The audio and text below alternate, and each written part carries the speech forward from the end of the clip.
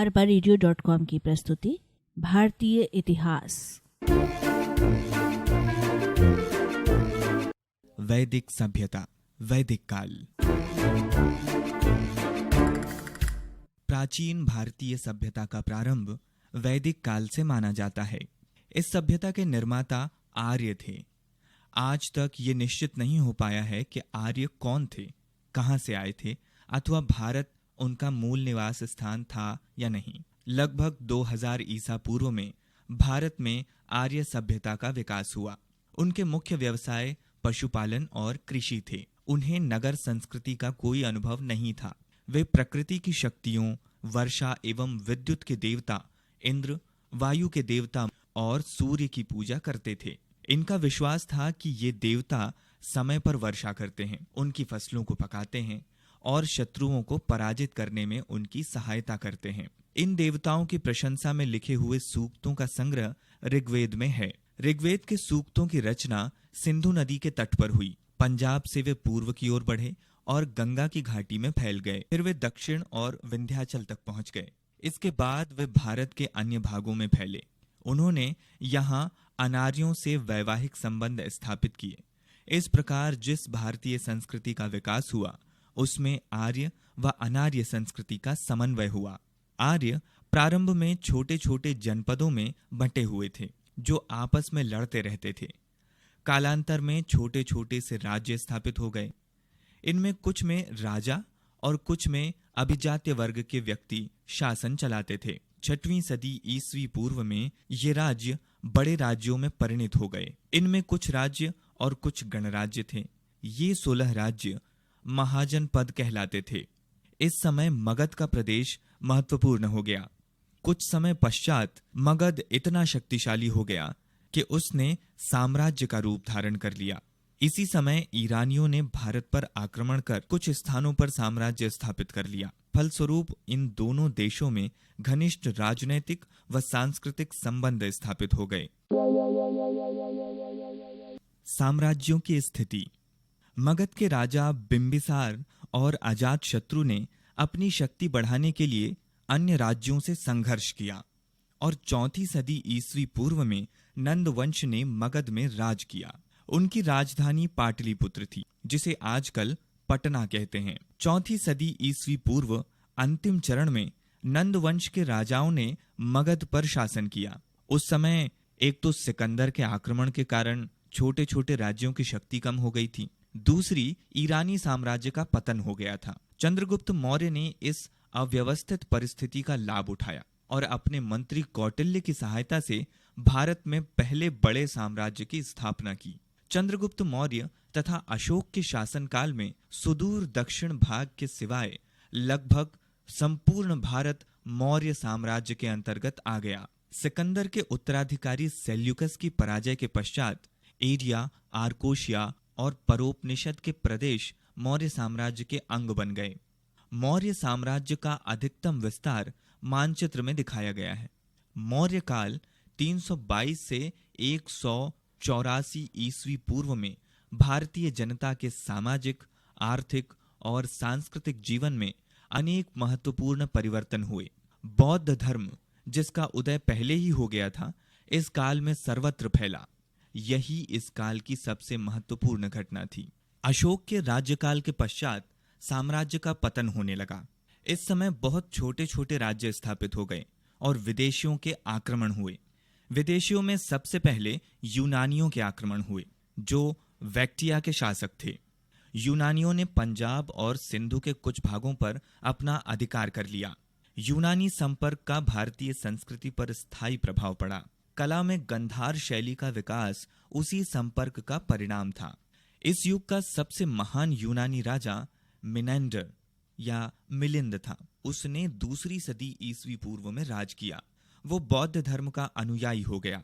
प्रसिद्ध बौद्ध ग्रंथ मिलिंद पन्हो या मिलिंद के प्रश्न में उसके प्रश्नों और एक बौद्ध दार्शनिक द्वारा दिए गए उत्तरों का वर्णन मिलता है।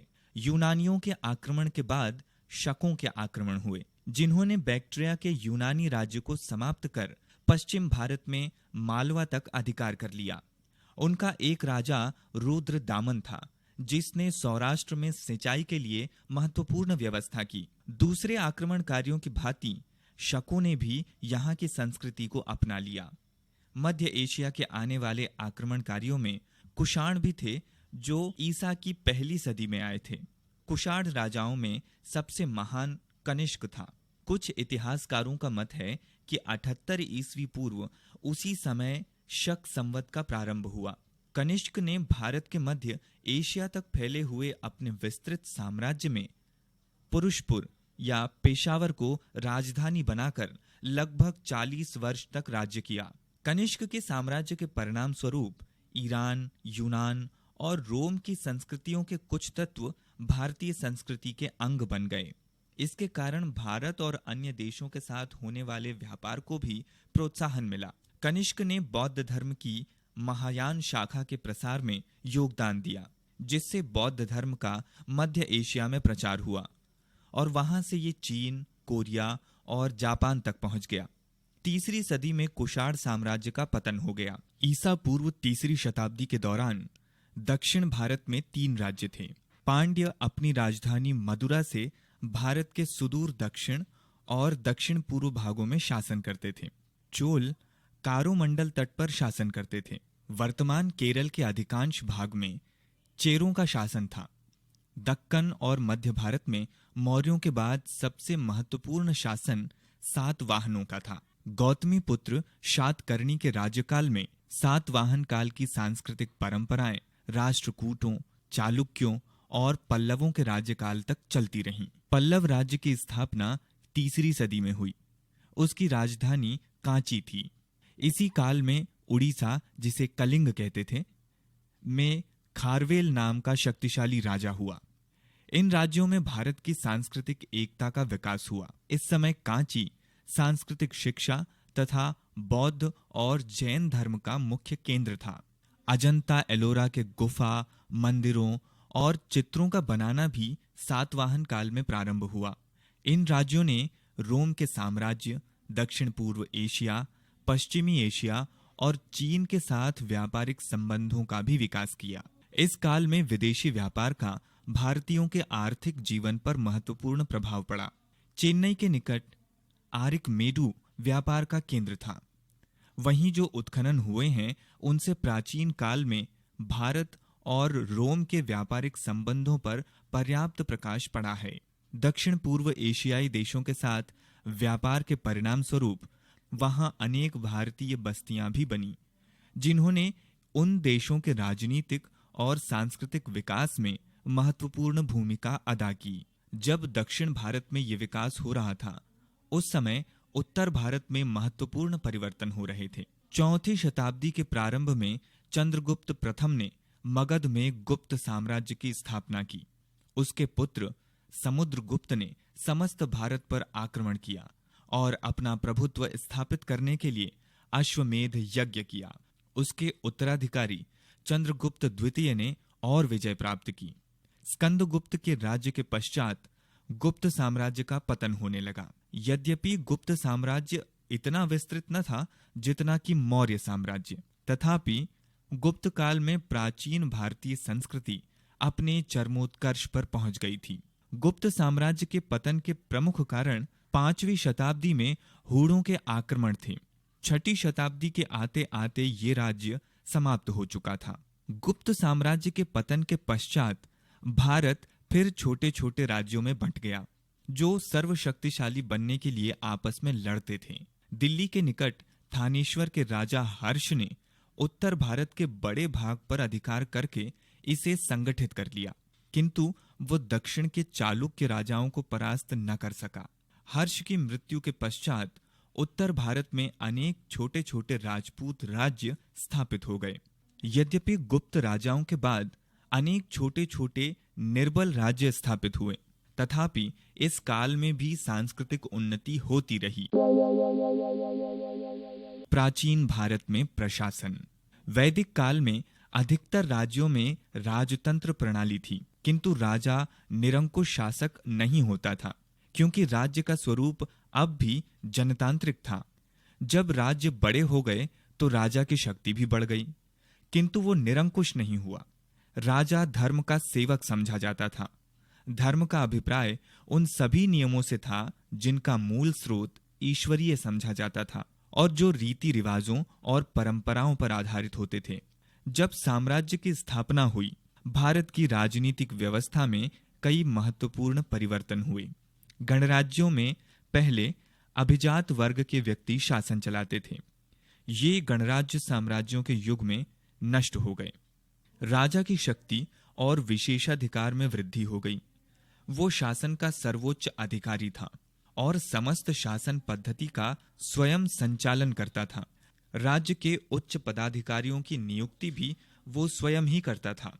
राजा के अधिकारों पर अब किसी प्रकार का अंकुश न रहा।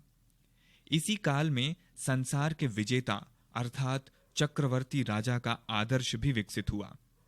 परंतु इस आदर्श में विश्व विजय की भावना ही निहित न थी, बल्कि इसका अर्थ ये भी था कि चक्रवर्ती राजा धर्म के अनुसार राज्य का शासन चलाए।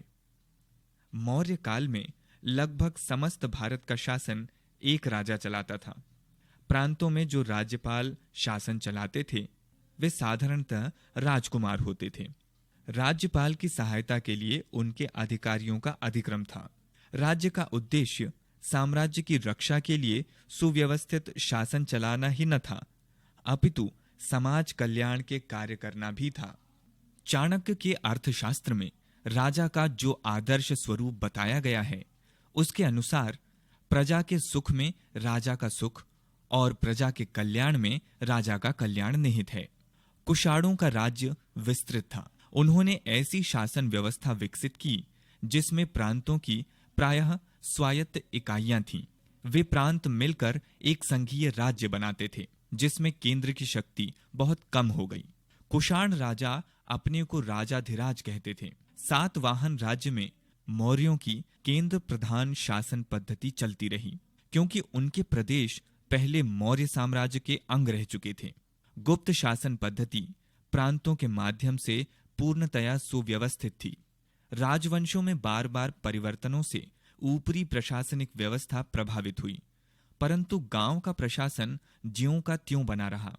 ग्राम स्वायत्त इकाई के रूप में विकसित हुए गांव के मुखिया और बड़े बूढ़ों को गांव में शांति और व्यवस्था बनाए रखने के लिए पूर्ण अधिकार मिले थे। वे लोक कल्याण के कार्य करते थे, स्थानीय झगड़े निपटाते और राज्य के करों को इकट्ठा करते थे। सामाजिक और आर्थिक स्थिति। आर्यों का मुख्य व्यवसाय पशुपालन था। पशु ही उनके मुख्य धन थे।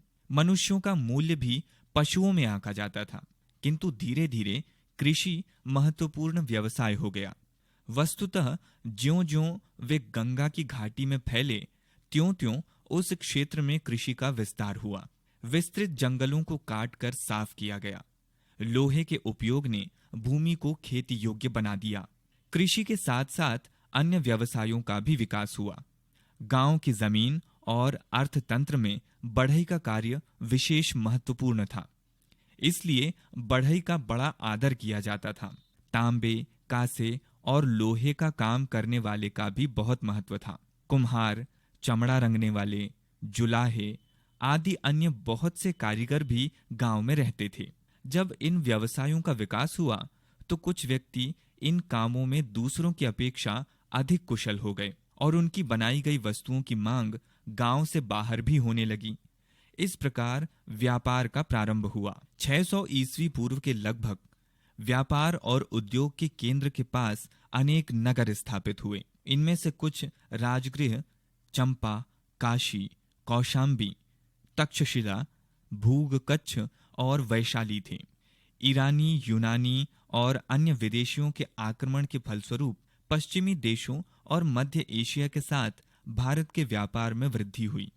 भारतीयों ने जब दक्षिण पूर्व के देशों में उपनिवेश बनाए तो उन देशों के साथ भी व्यापार को प्रोत्साहन मिला, जैसे ब्रह्मदेश या बर्मा के साथ सूती कपड़ा, हाथी दांत और लोहे का काम। ऐसे अनेक उद्योगों का विकास हुआ। जो कारीगर विशेष प्रकार की वस्तुएं बनाते थे, उन्होंने अपनी श्रेणियां बना ली।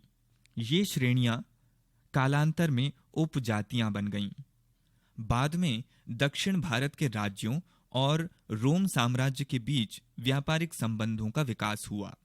गुप्त साम्राज्य के पतन और पश्चिमी रोम साम्राज्य के छिन्न भिन्न हो जाने के पश्चात रोम के साथ व्यापार कम हो गया, किंतु दक्षिण पूर्व एशिया के देशों और अफ्रीका के पूर्वी तट से व्यापार में वृद्धि हो गई। इसी काल में इस भावना का उदय हुआ कि समुद्र द्वारा विदेश यात्रा से मनुष्य अपवित्र हो जाता है और जो अपनी जातीय पवित्रता बचाए रखना चाहते हैं उन्हें ऐसी यात्राएं नहीं करनी चाहिए। इस भावना के कारण व्यापार की कुछ न कुछ हानि तो अवश्य हुई होगी। प्राचीन काल से अब तक भारतीय सामाजिक व्यवस्था की सबसे महत्वपूर्ण विशेषता मानी जाती रही है कि प्रारंभ में आर्यों ने अपना विभाजन क्षत्रिय यानी योद्धा, ब्राह्मण यानी पुरोहित और वैश्य यानी कृषक इन वर्णों में कर लिया। भारत के अनार्य निवासियों को आर्य लोग दास कहते थे। इन दासों की गणना शूद्र वर्ण में की गई। बाद में इनकी संतानों एवं आर्य तथा दासों के विवाहों से उत्पन्न संतानों को भी शूद्र वर्ण में रखा गया। आरंभ में ब्राह्मणों और क्षत्रियों का समाज में एक समान स्तर था।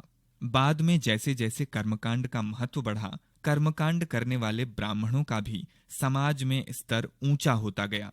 वैश्यों में से बहुत से खेती करना छोड़ जमींदार और व्यापारी हो गए। बाद में कृषि कार्य अधिकतर शूद्रों द्वारा किया जाने लगा। वैदिक साहित्य के अनुसार भी ब्राह्मण की उत्पत्ति सृष्टा यानी ब्रह्मा के सिर से, क्षत्रिय की उत्पत्ति भुजाओं से और वैश्य की उसकी जंघाओं से और शूद्र की उत्पत्ति उनके पैरों से हुई। आरंभ में ये विभाजन कर्म के आधार पर था, पर धीरे धीरे ये व्यवस्था जन्म पर आधारित होती चली गई। बाद में लिखे गए गृह सूत्रों ने जाति प्रथा को पहले से भी अधिक कड़ा बना दिया। धर्मशास्त्रों ने इस कठोरता और विषमता की प्रक्रिया को और भी आगे बढ़ाया। विभिन्न जातियों के लिए अलग अलग नियम बनाए गए। अपराधी को जाति के अनुसार एक ही अपराध के लिए कम या अधिक दंड दिया जाता था। धर्मशास्त्रों ने जाति प्रथा को पूर्ण रूप से आध्यात्मिक पवित्रता का अंग मान लिया। शूद्रों के साथ व्यवहार करने के संबंध में बहुत कठोर नियम बनाए गए, किंतु कुछ बातों में बहुत कट्टरता नहीं आई। उच्च वर्ग का पुरुष निम्न वर्ग की स्त्री से विवाह कर सकता था, किंतु कुछ समय बाद ये प्रथा भी लुप्त हो गई। जाति से बहिष्कृत व्यक्तियों का एक अलग वर्ण बन गया। चीनी यात्री फाहयान गुप्त काल में भारत आया था। उसने इसके विषय में लिखा है, 4 जातियों वाली इस व्यवस्था में भी प्रत्येक जाति में अनेक उपजातियां थीं। उपजातियां व्यवसायों पर आधारित थीं और पीढ़ी दर पीढ़ी चलती थीं। हिंदू समाज में इन उपजातियों का महत्व बाद में बहुत बढ़ गया, क्योंकि इन्हीं के द्वारा व्यवसाय और विवाह संबंधी नियम निर्धारित किए जाते थे। जैन और बौद्ध धर्म के उदय और आक्रमणकारी विदेशियों के भारत में बस जाने के कारण जाति प्रथा के नियमों में कुछ ढील आ गई, किंतु 10वीं शताब्दी में तुर्कों के आक्रमण के समय जाति प्रथा के नियम कठोरता से लागू किए जाने लगे, जो आधुनिक काल में शिथिल होना प्रारंभ हुए। प्राचीन काल में भारतीय परिवार पितृसत्तात्मक सिद्धांत पर आधारित थे। सबसे बड़ी उम्र वाला पुरुष ही परिवार का मुखिया होता था। पुत्र, पुत्रवधू और उनके बालक अपने माता पिता के साथ रहते थे। साधारणतया लोग एक ही विवाह करते थे। वैसे बहुविवाह की अनुमति थी। राजा तथा धनी व्यक्ति कई पत्नियां रखते थे। कुछ एक ऐसे उदाहरण भी हैं जिनमें एक स्त्री के कई पति होते थे। दक्षिण भारत में कुछ समाज मातृसत्तात्मक थे। प्रत्येक व्यक्ति का जीवन आश्रम व्यवस्था पर आधारित था। जीवन को 4 आश्रमों में बांटा गया था। पहला, ब्रह्मचर्य, वो काल जब विद्यार्थी धार्मिक ग्रंथों का अध्ययन करता था। दूसरा, गृहस्थ आश्रम, वो काल जब व्यक्ति विवाहित जीवन बिताता था। तीसरा, वानप्रस्थ आश्रम, जब व्यक्ति त्याग का जीवन बिताता और गृहस्थ बंधनों से मुक्त होने का प्रयत्न करता था। चौथा, संन्यास आश्रम, जब मनुष्य अपने परिवार और समाज को छोड़कर तपस्वी के रूप में पूर्ण आत्म संयम का जीवन बिताता था। ये आश्रम व्यवस्था निम्न वर्ग पर लागू नहीं की जाती थी, क्योंकि उन्हें धार्मिक ग्रंथ पढ़ने का अधिकार नहीं था। अन्य सबके लिए ये जीवन का नियम था। स्त्रियां पैतृक संपत्ति की स्वामिनी नहीं हो सकती थीं। वैसे वे बहुत बातों में पूर्ण स्वतंत्र थीं। विधवा को पुनर्विवाह करने का अधिकार था। साधारणतया वो देवर के साथ विवाह कर सकती थी। कुछ बातों में स्त्रियों का स्तर बाद में शूद्रों के समान हो गया। परिवार में पुत्रियों की अपेक्षा पुत्रों का अधिक मान होने लगा। धर्म और दर्शन। प्राचीन काल में अनेक भारतीय धर्मों और दर्शन प्रणालियों का विकास हुआ। हड़प्पा संस्कृति के धार्मिक विश्वासों, आर्यों तथा आर्येतर लोगों के धार्मिक विश्वासों का समन्वय होने पर विविध प्रकार के धार्मिक विश्वासों तथा प्रथाओं का विकास हुआ। ये सब मिलकर हिंदू धर्म का अंग माने जाते हैं। आर्यों के धार्मिक विश्वासों और प्रथाओं का वर्णन वेदों में है।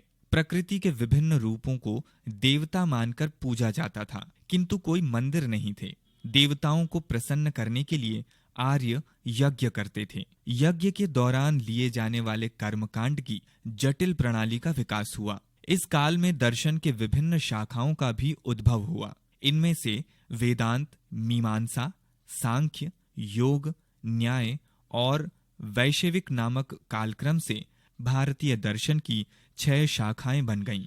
वेदांत दर्शन उपनिषदों पर आधारित था। उसने एक लंबे समय तक भारतीय चिंतन को बहुत प्रभावित किया।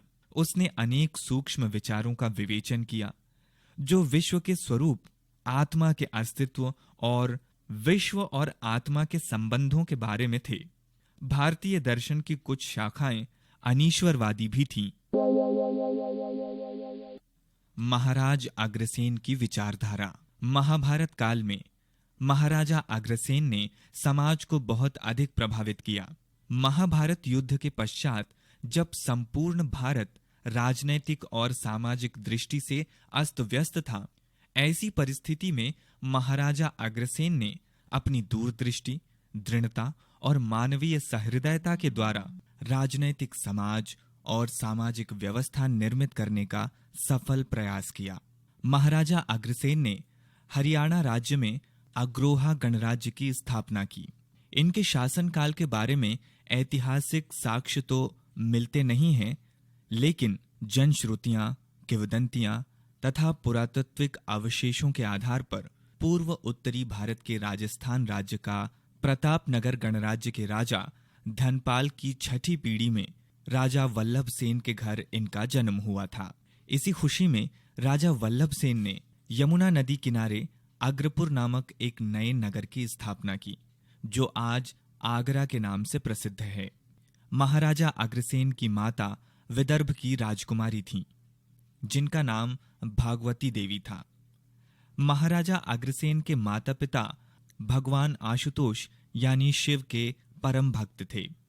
इनके पिता राजा वल्लभ सेन अत्यंत धार्मिक, प्रजावत्सल, वीर, साहसी और पराक्रमी थे, परंतु उनकी कोई भी संतान नहीं होने का उनको दुख था। भगवान आशुतोष की भक्ति और साधना के परिणाम स्वरूप उन्हें अश्विन शुक्ल प्रतिपदा को अभिजित नक्षत्र के शुभ योग में पुत्र रत्न की प्राप्ति हुई, जिन्हें बाद में महाराजा अग्रसेन के नाम से जाना गया। महाराजा अग्रसेन का शासनकाल द्वापर युग का अंत और कलयुग का प्रारंभ माना जाता है। अल्पायु में ही बालक अग्रसेन को उज्जैनी के प्रसिद्ध ऋषि तांड के आश्रम में विद्या अध्ययन के लिए भेज दिया गया था। 14 वर्ष की आयु में शिक्षा दीक्षा ग्रहण कर उज्जैनी लौटे। किशोर अग्रसेन की विनम्रता, शालीनता, सदाचार, उदारता, निडरता, साहसी वृत्ति और अस्त्र शस्त्र में निपुणता ने माता पिता और परिवार में एवं नागरिकों के हृदय में अपना स्थान बना लिया था। महाराज वल्लभ सेन अपने पुत्र अग्रसेन को शासन के सभी अंगों, गतिविधियों तथा कार्य प्रणाली में पारंगत कर देना चाहते थे। अग्रसेन अपने पिता वल्लभ सेन के साथ महाभारत युद्ध में युधिष्ठिर के पक्ष में सम्मिलित हुए। अग्रसेन अभिमन्यु के हमउम्र थे। इस युद्ध में उन्हें अर्जुन से वीरता, भीम से साहस, युधिष्ठिर से धर्मपरायणता अभिमन्यु से उत्साह और श्री कृष्ण से कौशल, दूरदृष्टि, जटिल समस्याओं के समाधान करने की कला ग्रहण की। इस युद्ध में महाराज वल्लभ सेन वीर गति को प्राप्त हुए। ऐसी स्थिति में पितृत्व कुंदसेन ने प्रतापनगर पर अपना कब्जा कर लिया। अग्रसेन ने अपने अनुज शूरसेन और माता भगवती के साथ महर्षि गर्ग के आश्रम में शरण ली। महर्षि गर्ग के सहयोग से अग्रसेन ने नए राज्य की स्थापना की, जिसकी राजधानी अग्रोहा को बनाया गया। महाराजा अग्रसेन गणतंत्रीय राज्य प्रणाली के जनक, सहकारिता व समाजवाद के सिद्धांतों के प्रणेता थे। उस समय वंशानुगत शासन चलता था। महाराज अग्रसेन ने अपने राज्य में 18 गणराज्य बनाए। महाराज अग्रसेन एक योग्य शासक ही नहीं, वरन कुशल समाज संगठक भी थे। मनुष्य मात्र की समानता में उनका विश्वास था। वे मानते थे कि सभी मनुष्य समान हैं और सबको समान अवसर मिलने चाहिए। अग्रोह राज्य में सभी जाति एवं धर्मों के लगभग 1 लाख परिवार रहते थे।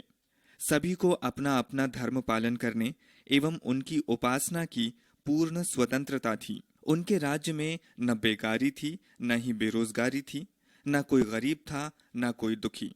समाजवाद के सिद्धांत पर आधारित उन्होंने एक परिपाटी बनाई थी कि जो भी नया परिवार अग्रोहा राज्य में आकर बसता था, उसे प्रत्येक परिवार 1 रुपया और 1 ईंट देता था। इस प्रकार मकान निर्माण के लिए ईंट एवं व्यापार के लिए धन सहज ही मिल जाता था। इससे आगंतुक की आर्थिक स्थिति राज्य में पहले से रहने वाले लोगों के समान बन जाती थी। पारस्परिक सहयोग की इस परिपाटी से राज्य में एक आदर्श पद्धति का जन्म हुआ और समाजवाद की प्रारंभिक नींव रखी गई। अग्रोहा में जल सुविधा के लिए तालाब खुदवाया गया, किंतु जल रिसाव के कारण ये खाली हो जाता था। महाराजा अग्रसेन ने प्रभूत मात्रा में तांबा क्रय कर उसकी परत संपूर्ण सरोवर में बिछवाई। इस प्रकार जल संकट का स्थायी समाधान निकाला गया। महाराजा अग्रसेन अकारण हिंसा के विरोध में थे, अतः उन्होंने पशुवध से सर्वथा इनकार कर दिया।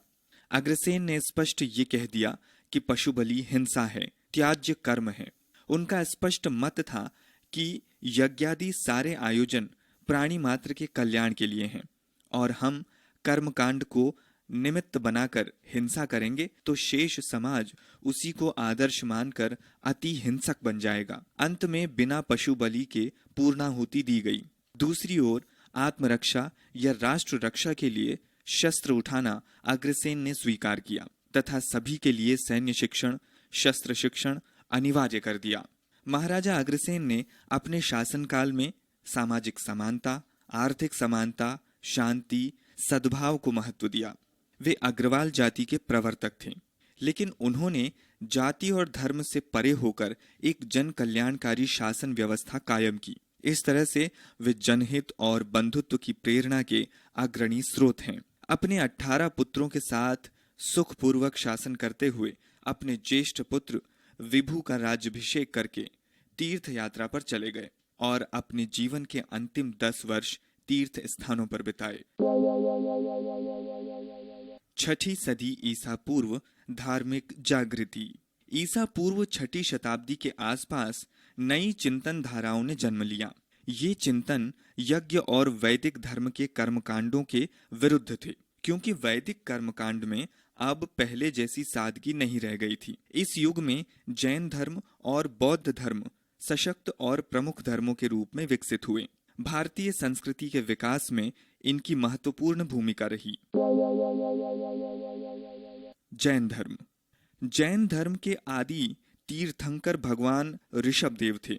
जैन परंपरा के अनुसार इस धर्म में कुल 24 तीर्थंकर हुए हैं। 23वें तीर्थंकर पार्श्वनाथ तथा अंतिम 24वें तीर्थंकर वर्धमान महावीर इतिहास प्रसिद्ध हैं। भगवान महावीर का जन्म ईसा पूर्व 599 में वैशाली के समीप कुंड ग्राम में हुआ था।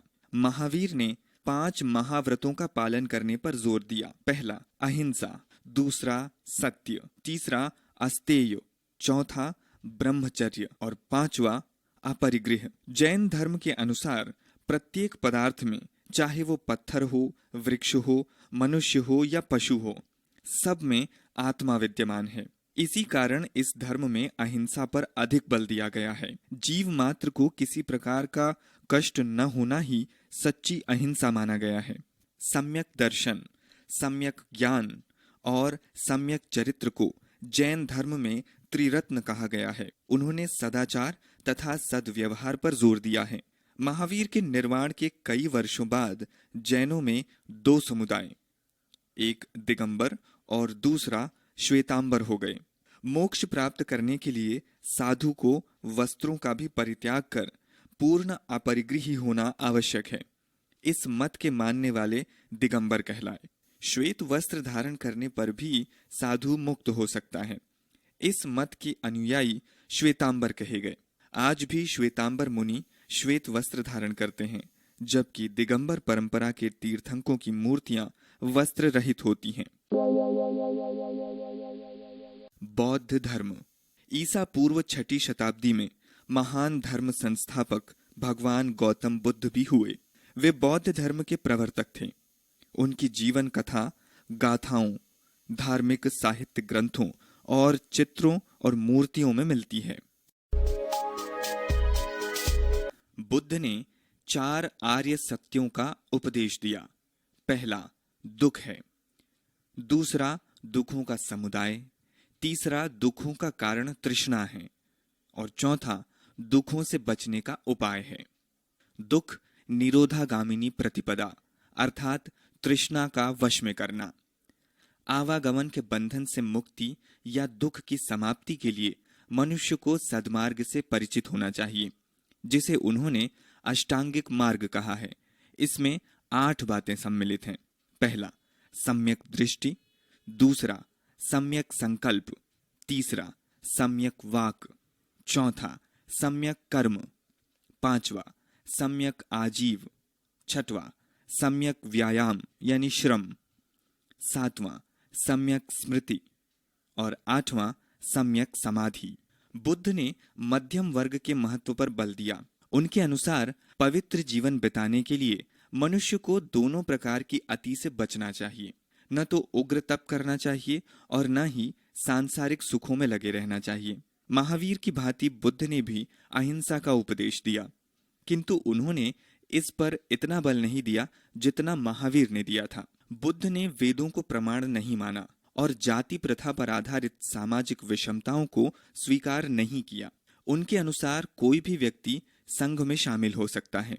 बौद्ध संघ बहुत ही अनुशासनबद्ध और जनतांत्रिक संगठन थे। वर्ष भर बौद्ध भिक्षु और भिक्षुणियां अपने धर्म के सिद्धांतों का प्रचार करने के लिए घूमते रहते थे। केवल वर्षा ऋतु में ही वे विहारों में रहते थे। सम्राट अशोक ने भारत और एशिया के अन्य देशों में बौद्ध धर्म के प्रचार में सहायता दी। कालांतर में यह धर्म श्रीलंका, बर्मा, पश्चिमी और मध्य एशिया, तिब्बत और चीन तथा वहां से कोरिया और जापान में फैल गया। बौद्ध धर्म की कुछ विशेषताएं बाद में हिंदू धर्म का अंग बन गईं। यहाँ तक कि बुद्ध विष्णु के अवतारों में शामिल कर लिए गए। आगे चलकर बुद्ध के अनुयायी 2 संप्रदायों हीनयान और महायान में बंट गए।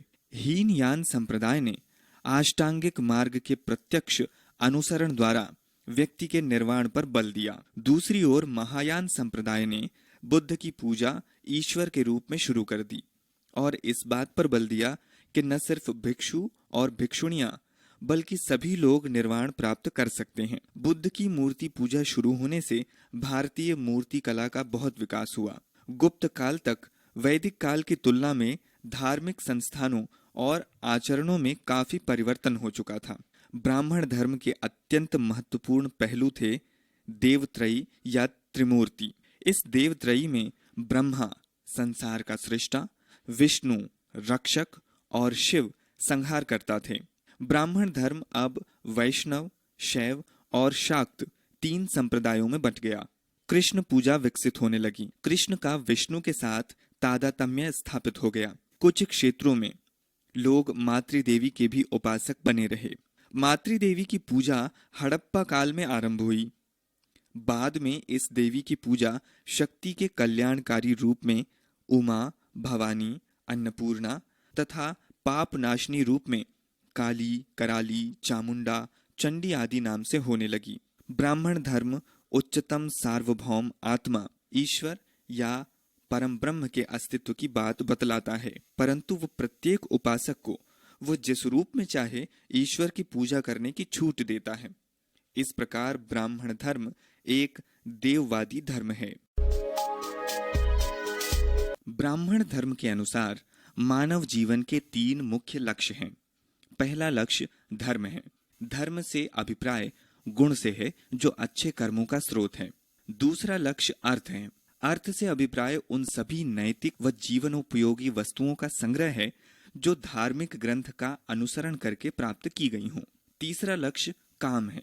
काम का अर्थ इंद्रिय सुख के उपयोग से है, किंतु ये उपयोग पाशविक सुख से भिन्न अर्थात शिष्ट तथा सुसंस्कृत मन के अनुरूप होना चाहिए। इन तीनों लक्ष्यों के सही अनुसरण से मोक्ष की प्राप्ति होती है। ब्राह्मण धर्म की एक अन्य विशेषता वर्णाश्रम है।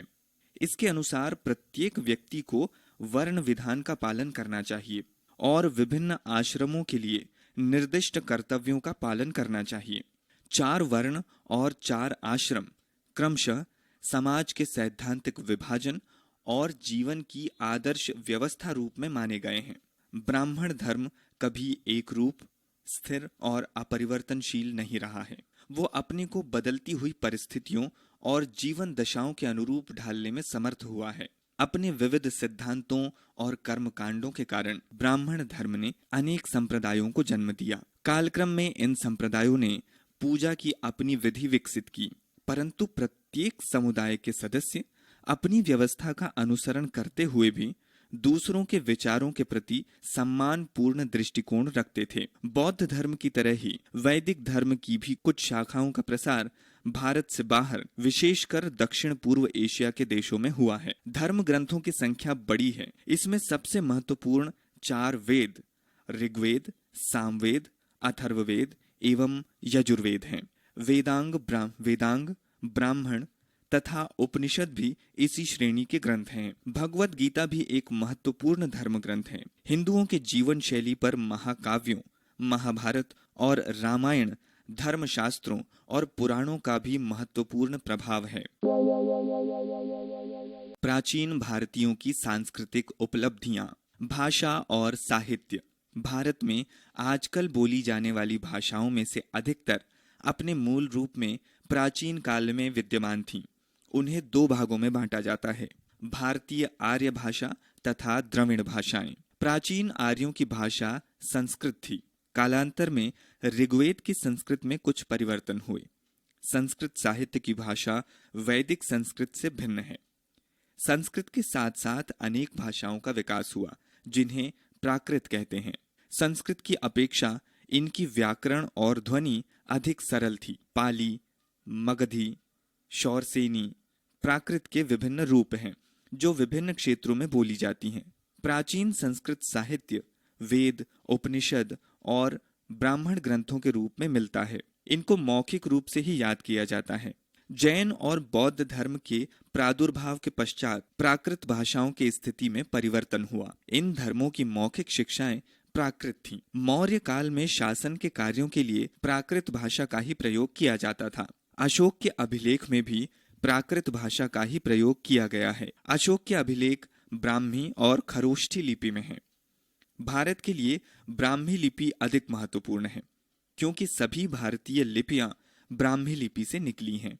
4वीं सदी ईसवी पूर्व से ईसा की 4वीं सदी के बीच भारत के दोनों महाकाव्य रामायण और महाभारत गाथाओं के आधार पर रचे जा चुके थे। वर्तमान रूप में आने से पहले इन महाकाव्यों में अनेक परिवर्तन हुए। जब प्रसिद्ध व्याकरण शास्त्री पाणिनि ने अपनी व्याकरण की पुस्तक लिखी, संस्कृत साहित्य का पूर्ण विकास हुआ। इसका रूप परिष्कृत हुआ और ये विद्वानों की भाषा बन गई। शिक्षित ब्राह्मण और क्षत्रिय संस्कृत ही बोलते थे। साधारण मनुष्य और स्त्रियां शूरसेनी और अन्य प्राकृत बोलियां बोलते थे। अधिकांश बौद्ध ग्रंथ भी संस्कृत में लिखे गए। ब्राह्मी लिपि में अनेक प्रादेशिक परिवर्तन हुए और इस प्रकार प्रादेशिक लिपियों का मूल रूप बना। शिलाखंडों के अतिरिक्त ताम्रपत्रों पर भी अभिलेख लिखे गए। लिखने के लिए तालपत्र, ताड़ का पत्ता और भोजपत्र भी काम में लाए जाते थे। जब अरब और तुर्क भारत में आए तब से लिखने के लिए कागज का भी प्रयोग होने लगा। चौथी सदी ईस्वी में ही अनेक महत्वपूर्ण नाटक भारतवर्ष में रचे गए। सबसे प्रसिद्ध नाटककार अश्वघोष भास और कालिदास थे। कालिदास सबसे महान भारतीय कवि भी थे। गद्य साहित्य में विष्णु शर्मा का पंचतंत्र विशेष कृति थी, जिसका बाद में अनेक विदेशी भाषाओं में अनुवाद किया गया। दक्षिण भारत में ईसवी सन के प्रारंभ में लगभग तमिल भाषा में संगम साहित्य की रचना हुई। इसमें अनेक कविताएं तथा महाकाव्य लिखे गए। वास्तुकला एवं अन्य कलाएं। हड़प्पा संस्कृति के विनाश के पश्चात लगभग 1000 वर्ष तक भारतीय वास्तुकला तथा अन्य कलाओं में भी कोई प्रगति नहीं हुई। वस्तुतः हड़प्पा के लोगों की उपलब्धियों को बिल्कुल भुला दिया गया। इस काल में न कोई सुव्यवस्थित मकान, न नगर, न ही मूर्ति मिली है। वैदिक काल के मृदभंडों में भी कुछ कलात्मक विशेषताएं नहीं मिलती। चौथी सदी ईस्वी पूर्व के अंतिम चरण में मौर्य काल में कला के क्षेत्र में कुछ प्रगति हुई। अशोक के समय बौद्ध वास्तुकला का भी विकास हुआ। बौद्ध वास्तुकला के सुंदर उदाहरण चैत्य और विहार हैं। चैत्यों में पूजा के लिए बौद्ध उपासक इकट्ठे होते थे और विहारों में भिक्षु निवास करते थे। अशोक स्तंभ के सुंदर शीर्ष इस काल की मूर्ति कला के उत्तम उदाहरण हैं। मौर्य काल के पश्चात बुद्ध या उनके शिष्यों के अवशेषों पर स्तूपों का निर्माण हुआ। ये स्तूप सुंदर कलाकृतियां हैं। तोरण द्वारों पर सुंदर मूर्तियां उत्कीर्ण करके उन्हें सजाया गया है। इनमें बुद्ध की जीवन गाथा और बौद्ध साहित्य के अनेक सुंदर दृश्य दिखाए गए हैं। अनेक चट्टानों को काटकर गुफाएं भी चैत्य बनाए गए। इसी काल के अंत में अजंता की गुफाओं के प्रारंभिक भित्ति चित्रों का निर्माण हुआ। मौर्य काल के बाद मूर्ति कला की गंधार और मथुरा शैलियों का विकास हुआ। गंधार शैली में यूनानी और रोमन मूर्ति कला का प्रभाव बिल्कुल स्पष्ट है। मथुरा शैली ने एक देसी रूप विकसित किया। गंधार और मथुरा दोनों कला शैलियों में बुद्ध की मूर्तियां बनाई गईं और विषयों का निरूपण किया गया। सातवाहन राजाओं ने भी चैत्यों और विहारों के निर्माण को प्रोत्साहन दिया। सबसे अधिक भव्य चैत्य में उसी काल के हैं। अमरावती में एक भव्य स्तूप बनाया गया। यद्यपि ये स्तूप नष्ट हो गया, किंतु अमरावती की मूर्ति कला के अधिकतर उदाहरण अब भी विद्यमान हैं। भारतीय कला के इतिहास में गुप्त काल को सर्वश्रेष्ठ माना गया है। इस काल में चित्रकला का बहुत विकास हुआ। अजंता एलोरा के अधिकतर भित्ति चित्रों का निर्माण इसी काल में हुआ। गुप्त काल में ही ब्राह्मण मंदिरों की वास्तुकला प्रतिस्थापित की जाती थी। अधिकतर मंदिर पत्थर से बनाए जाते थे। उनमें एक ही गर्भगृह होता था जिसमें देवी की मूर्तियां स्थापित की जाती थीं। बाद में उत्तर और दक्षिण भारत में बहुत से मंदिर बनाए गए थे जो गुप्तकालीन मंदिरों के अनुरूप ही थे। मंदिरों को भूमि का अनुदान भी मिला और देश के आर्थिक जीवन में उनका महत्वपूर्ण स्थान हो गया। चिकित्सा शास्त्र, ज्योतिष, गणित आदि विषयों पर अनेक शास्त्र लिखे गए। इन्हीं के कारण विज्ञान के विषयों की नींव पड़ी। विज्ञान का विकास। प्राचीन भारत की विभिन्न चिंतन धाराओं में ब्रह्मांड को 4 या 5 तत्वों पृथ्वी, वायु, अग्नि, जल और आकाश में बांटा गया है। इन चिंतन धाराओं ने ये प्रतिपादित किया कि तत्व अणु से बने हैं और तत्व में अणुओं के संयोजन का तरीका अंक स्वरूप का निर्धारण करता है। मगर ये सिद्धांत प्रयोग पर नहीं बल्कि सहज बुद्धि और तर्क पर आधारित थे। यज्ञ के लिए शुभ दिन और समय ज्ञात करने की आवश्यकता ने भारतीयों को ज्योतिष के सिद्धांत जानने की प्रेरणा दी। अनेक महत्वपूर्ण ग्रंथ लिखे गए। इन ग्रंथों में दिन का ठीक ठीक मान निकालने और ग्रहण हिसाब लगाने की ठीक विधियां बतलाई गईं। प्राचीन भारत के 2 महान ज्योतिष शास्त्री थे, आर्यभट्ट और वराहमिहिर। राशि चक्र संबंधी विज्ञान का भी विकास किया गया और त्रिकोणमिति का उपयोग ज्योतिष के अध्ययन में किया गया। गणित का प्रारंभिक उल्लेख हमें वैदिक साहित्य में मिलता है। वैदिक काल में यज्ञ के लिए वेदियां बनाने की आवश्यकता हुई, जिस कारण रेखा गणित की नींव पड़ी। धीरे धीरे गणित का विकास हुआ। भारतीयों ने ज्ञान के इस क्षेत्र में भी महत्वपूर्ण योगदान दिया है, जैसे अंकों की दशमलव प्रणाली, उनका स्थानीय मान और शून्य का ज्ञान। वैदिक यज्ञों के लिए वेदी निर्माण के नियम जिन ग्रंथों में दिए गए हैं उन्हें शूल्व सूत्र कहते हैं। इनमें ऐसा वर्णन मिलता है कि इनके लेखक पाइथागोरस के प्रमेय और वर्गों के दोगुना करने के सिद्धांत से भली भांति परिचित थे। भारत के गणितज्ञ वर्गमूल ठीक ठीक निकाल सकते थे। गुप्त काल से शताब्दियों पूर्व भारतीय गणित की दो शाखाएं, पाटी या पट्टी गणित, जिसे अंक गणित कहते हैं, और बीज गणित प्रचलित थी। दशमलव प्रणाली और अंकों के स्थानीय मान का प्रयोग किया जाता था। शून्य के अंक का भी प्रयोग किया जाने लगा और इसे बिंदु कहा जाता था।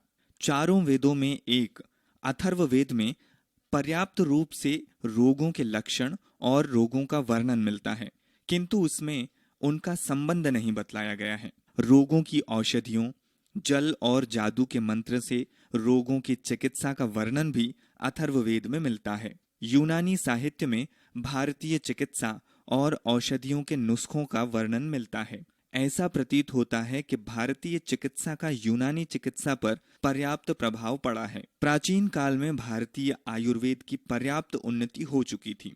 आयुर्वेद के क्षेत्र में सबसे प्रसिद्ध नाम सुश्रुत और चरक का आयुर्वेद के सिद्धांत, जिसका भारत में आज तक प्रयोग किया जाता है, वो इस काल में पूर्ण रूप से विकसित होते जा रहे थे। इसलिए स्वास्थ्य रक्षा के नियमों और शुद्ध भोजन पर बल दिया जाता था। शल्य चिकित्सा के क्षेत्र में पर्याप्त प्रगति हो गई थी। इस काल में अनेक रोगों में कठिन शल्य क्रिया की जाती थी। मेहरौली स्थित लौह स्तंभ और देश के 12 भारतीय तलवारों के महत्व के विषय में किए गए उल्लेखों से स्पष्ट है कि प्राचीन भारत में धातु विज्ञान ने निपुणता प्राप्त कर ली थी। शासन व्यवस्था, अर्थशास्त्र, साहित्य कला और विज्ञान, सभी क्षेत्रों में प्राचीन भारत की संस्कृति का विकास हुआ। भारत की विभिन्न जातियों ने एक दूसरे से और आक्रमणकारियों से भी बहुत कुछ सीखा। इसी प्रकार पूर्व और पश्चिम देशों के निवासियों ने भारतीय ज्ञान को प्राप्त करके अपने ज्ञान व संस्कृति का विकास किया। स्मरणीय बिंदु। भारत में लौह युग 1000 ईसा पूर्व के लगभग आरंभ हुआ। भारत में आर्यों का आगमन 1500 ईसा पूर्व में हुआ। महाभारत के रचयिता वेदव्यास थे। रामायण के रचयिता वाल्मीकि थे। वेदों की भाषा संस्कृत है। ऋग्वेद काल का समय 1500 ईसा पूर्व से 1000 ईसा पूर्व माना जाता है। उत्तर वैदिक काल का समय 1000 ईसा पूर्व से 600 ईसा पूर्व माना जाता है। ऋग्वेद आर्यों का सबसे पुराना ग्रंथ है। आर्यों के मूल निवास स्थान के संदर्भ में इतिहासकारों में मतभेद है। अधिकांश इतिहासकारों का मानना है कि आर्य मध्य एशिया के निवासी थे। ऋग्वेद काल में आर्य गांवों में निवास करते थे। ऋग्वेद काल में महिलाओं की दशा अच्छी थी। वैदिक समाज पितृसत्तात्मक समाज था। वैदिक युग में इंद्र सबसे महत्वपूर्ण देवता थे। उपनिषदों का संकलन 600 ईस्वी पूर्व के आसपास हुआ। अरण्यक में जीवन के उच्च स्तर मूल्यों एवं आध्यात्मिक बातों का वर्णन है। प्राचीन भारत का प्रथम साम्राज्य मगध था, जिसकी राजधानी पाटलिपुत्र थी। मगध साम्राज्य की स्थापना अजातशत्रु और बिंबिसार ने की थी। चंद्रगुप्त मौर्य ने उत्तर भारत को एकीकृत कर पहले बड़े साम्राज्य की स्थापना की। कौटिल्य चंद्रगुप्त मौर्य का प्रधानमंत्री था। कनिष्क ने 78 ईस्वी में हाक संवत प्रारंभ किया। चोल, चेर और पांड्य ईस्वी पूर्व 3री शताब्दी में दक्षिण भारत के प्रमुख राज्य थे। 4ठी शताब्दी के बाद गुप्त शासकों ने भारत को पुनः एकीकृत किया। समुद्रगुप्त ने दक्षिण के 18 राज्यों को जीता। इस विजय को धर्म विजय कहा गया।